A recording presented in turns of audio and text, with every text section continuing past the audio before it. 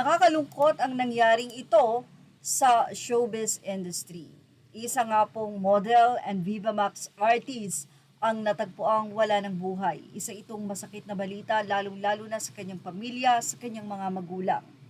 Mula nga sa iba't ibang artikulo at sa kwento na rin ng Laloma Police Station o ang mga nagkaroon ng pag-iimbestiga doon ng mga kapulisan, ay natagpuan ngang wala ng buhay ng kanyang dating kasintahan, itong si Viva Max artist na si Gina Lima.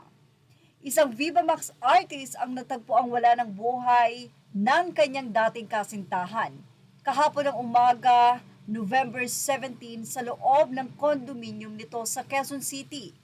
Ayon sa investigasyon ng Laloma Police Station, mga bandang alas 8:30 ng umaga nang mapansin daw na hindi na gumagalaw ang biktimang si Gina Lima, 23 years old, ng kanyang dating kasintahan or ex-boyfriend na si Ivan Cesar Ronquillo, 24, sa tinutuluyan nitong condominium sa Barangay Katipunan, Quezon City.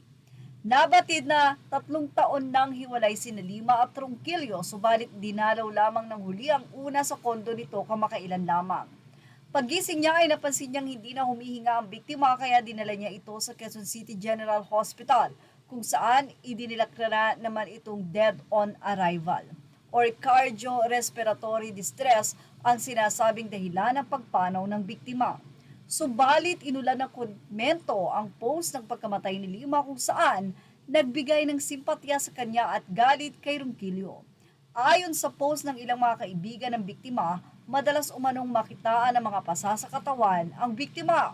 Ilan din sa mga komento na posibleng bumanaw sa bugbog ang biktima. Patuloy naman ang nasabing investigasyon.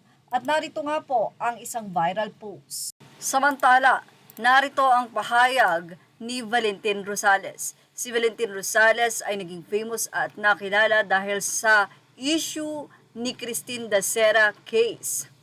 Well, ayon kay Valentin, hoy Ivan Cesar Ronquillo, kahit mag-deactivate ka pa ng Facebook mo, hindi ako papayag na walang hustisya sa pagpanaw ni Gina Lima.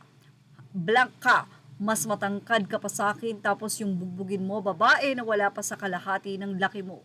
Binugbog mo siya ng malala tapos iniwan mo lang na nakahandusay sa kwarto. Nawalan siya ng buhay ang kaibigan ko gawa ng internal bleeding. 6 na oras nang walang buhay bago mo po isinugad sa ospital. Apaka-blank mo, magbabayad ka sa kulungan. Blank lang ang walang ganti.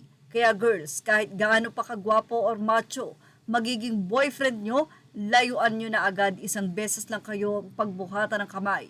Bago umabot sa ganitong klaseng eksena, magbabayad kang blank ka, mamamatay tao ka, hindi pwedeng walang hustisya sa pagpanaw mo babe, igaganti ka namin. Sa ngayon ay patuloy pa ang investigasyon. Images are all credit to the rightful owners. Please like, share, and subscribe.